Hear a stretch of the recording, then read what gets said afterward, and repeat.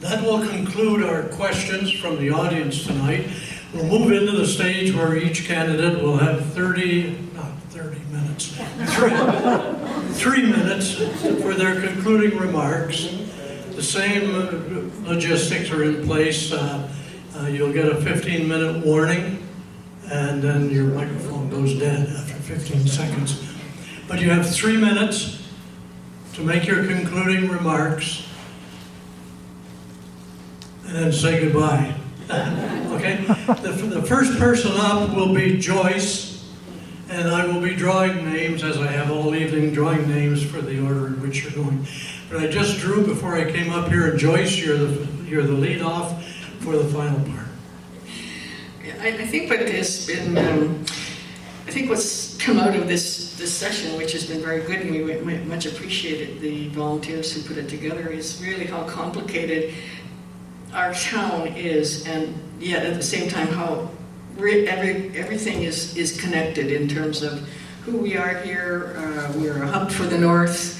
Our dialogue with First Nations. All those issues affect healthcare, affect housing, and we have to look at all our problems as in a very holistic manner. We have to open our dialogue better with First Nations because they are our economic partners here. We have to involve the community people more. We need people on committees. Please volunteer to be on one of our advisory committees. It can be very satisfying. I have enjoyed my terms on council, and if you stick with it and you as citizens work with us and be patient, we will see results.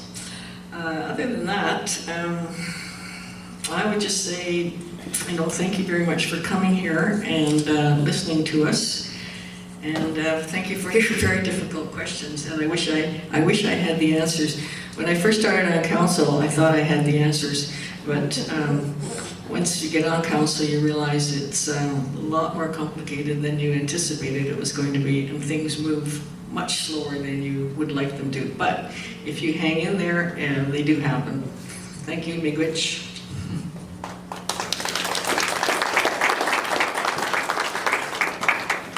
Dan Ryu. Not much to say that hasn't been said. You now know who I am. You know who the other 8 contenders are for the position. All I can say is thanks for the questions. Thanks for coming out and showing interest in the community. And I'll just give you the same promise I gave you when I got up here. All you'll ever get out of me is the truth. If you ask a question, if you don't like the answer, well, at least you know I just told you the truth. After tonight, it's up to you people. That's who we work for. Whoever gets elected works for you. It's not the other way around. So remember, if you've got a voice, use it. Thanks. Brent Wesley.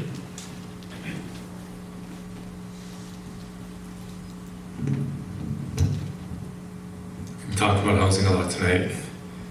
When I moved here in 2006, I could not find a place to live either. But I found a place at the Sioux Hotel on the top floor. They used to have some little place there, and I lived there for about a month before I finally found somewhere else to live, because the smell there was not something that we desired.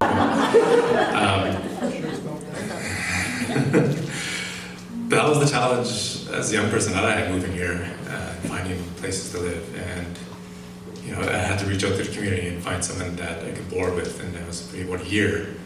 As a single person, I could not afford to live here at the time. And it's even harder now.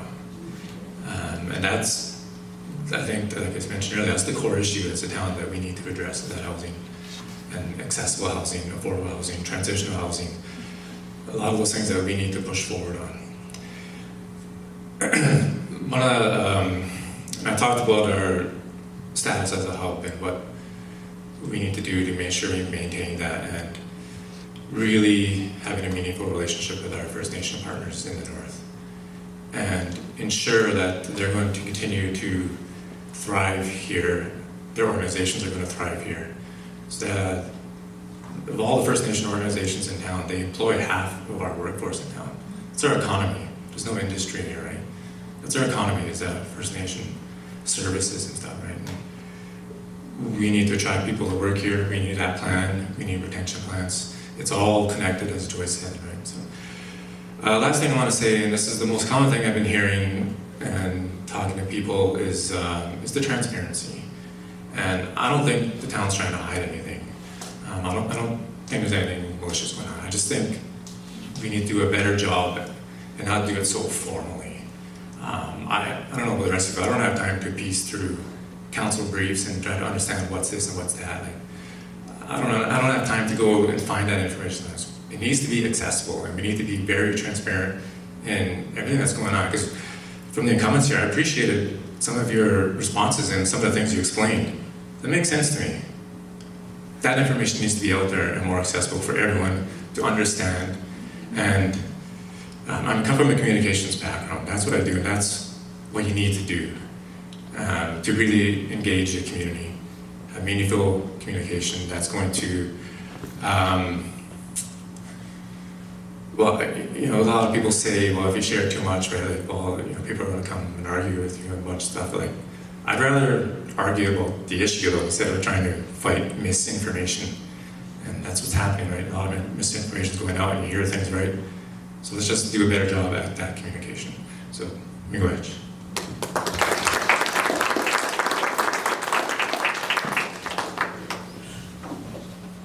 Reese Van Breda. Hey, shout out to Silicon. I had fun tonight, actually. I was really nervous, but until we got up here, I actually had a pretty good time. And I want to thank everyone here. I want to thank Dick and Ann for hosting this event. Thank you to everybody who came out here tonight. Great questions. Tough questions, but that's what we need, is tough questions. And again, first of all, I just want to say my campaigning does not end on Monday, October 24th. A new phase begins. If elected, I will always be here to listen to you. I'm accountable to you. You voted me in, I'm accountable to you. And I want everyone to know here too, is this, I would do as much as I can to make that table just a bit longer so we all have a seat at it. We can all give our voice, we can all give our opinion. Because that's what makes Silicon great, is that we all have a voice. We all have a channel to explain what we want to see, and also talk about transparency. Something that I wanted to talk about earlier, but never had really had the chance, is that what I want to do, talk about, is that have a town hall every budget. Something like this, right? Where we can go through your budget and we can see, you know, where your money's going to. Because like a lot of people have said, like, I don't know where my taxes are going to. Like, I see it's going up. I don't know where it's going. But you know, having a town hall like this, we can, you know, talk to your counselor, talk to your mayor, and say, I don't know where this money's, or that project, you know, who's paying for that, or what's going on with that. We need more transparency. We need more accountability. We need to ensure that people are being heard and that they're being cared for, because that's what it's about. At the end of the day, I'm accountable to you, and I want to make sure that I am there for you.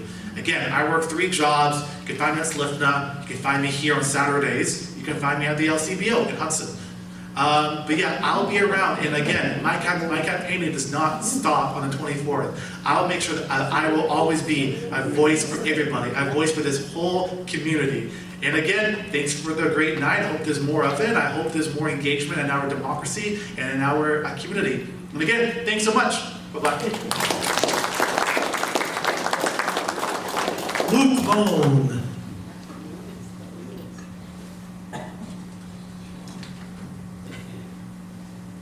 I'd like to thank Ann Sawtell for coordinating this event. I'd like to thank all of you for attending. It's an online voting system commencing October 17th, I believe. So if anybody has any questions, or feel free to contact me, or you can also contact the town of Silicon, the municipal clerk, and he can help you with that. There's obviously a long list of social and economic issues in the town, and a lot of them seem to be related to 1 or 2 things. Obviously, our community partnership with Mr. Anjanab and the Indigenous community is something separate from that. I hope along with the other candidates, we've addressed some of your questions. I think it was informative. A lot of the people spoke up, and I was nervous. Thanks, Reese, you made me less nervous. We need a sound strategic plan to obtain funding from provincial and federal governments. I've been hammering at that all night. It'll be hard work. I'm a worker. That's what I've done all my life. I'll figure it out how to get it done. Once again, if elected, I'll be accessible and assist the residents as who go with their concerns, whether or not I am elected. Thank you. Merci.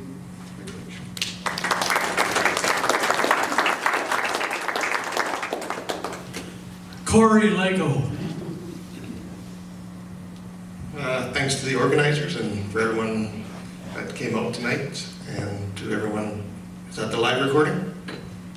It'll go on YouTube. Library. No, I just want to thank everyone that put their trust in me for the last 4 years, or the last election. Hope I did you proud. It was a tough one. COVID put the brakes on everything. We had to sort of pick ourselves up and relearn how to, or learn a new technology in Zoom and how to run a meeting and keep everyone engaged, because there was no more in-person meetings. Hopefully, if I'm reelected, the next 4 years will be somewhat of some normalcy in our lives. The only thing I also want to say is some great candidates here. You had some great questions. When you go to vote, pick those that you believe will help guide our community in the right direction. And when you go to vote, you don't have to check off 6 names. You can check off whatever people you want to see around the council table representing your voice, because it's your voice that we represent there. So I hope my name is one of them, but we'll see. Thank you very much. Manuela Michelizzi. Thank you everyone for coming out. Thank you to the organizers and everyone watching at home. It's so much harder to be up here than down there, which is where I'm usually sitting. But I'm so grateful to be up here with these wonderful candidates who I know will bring something to the table and definitely have our community's best interest at heart. Again, as a young person who came to this community and put my roots in here, I'm hoping that I can be at the table to represent women, young families, our Indigenous partners, our business, our local businesses. I'm hoping to bring my creative thinking, my hard work and dedication, and my passion for the community to the table. Thank you to our existing council members. I've enjoyed watching you on the council meetings, and I know that they've all been working very hard and have made themselves available to the community and have provided a lot of information here tonight to you. Lots of tough questions. I know that you are all engaged in the process. I advocate for everyone out there to get out and vote. It's so important to be engaged. If you don't vote, then we can't hear you. So please get out and do your civic duty, and I hope to talk to you all soon.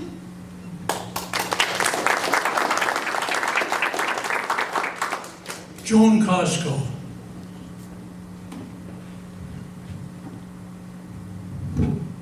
Well, thank you for organizing this, and thank you for everyone that came, and thank you for your great questions. They were tough questions, but they were good. And I really feel privileged to be part of such a strong group of people. Like, when I read the profiles in the newspaper, I'm like, wow, these are like anyone you really vote on this council, any of the 6 members that you get, you're gonna get a good council. Situation, you bring your experiences. So if you have all the same people with the same experiences, you're gonna get the same result. So the only way that things change are if you bring people who look at things through a different lens. And the more lenses, the more diverse solutions are. And I've always been a solution-based person. I've always been able to see a problem and find a solution. And I've always worked really hard. I come from a hardworking family. And I've always been someone that can come up with an idea and been able to see it through to the end. So I hope to be part of your council. But if I'm not, I know that you'll have a great group of people representing you. So thank you to all the volunteers as well and everyone that was involved tonight. Thank you very much. Joe Cassidy. Thanks, and thanks to everyone for taking the time out to get informed before you vote. I think that's an important step to take. I just want to say that, you know, over the next 4 years, I hope to continue to represent this community on council. The last 4 years, we had challenges. There was a lot I learned, and there's definitely a lot more to learn. I look forward to the opportunity. I look forward to seeing some of the things on the horizon come to fruition for Sioux Lookout, and I look forward to working to make those happen as well. And I look forward to working with hopefully 5 other people from up here, and you know, really, again, I echo what Joan said as well. I think diversity and different experiences make a stronger council, and you know, having people that you can work well with and work together with, that's what it is. Council's a team. We have to work together, and you have to find solutions together. So I look forward to that. I welcome it, and thank you, and have a good day.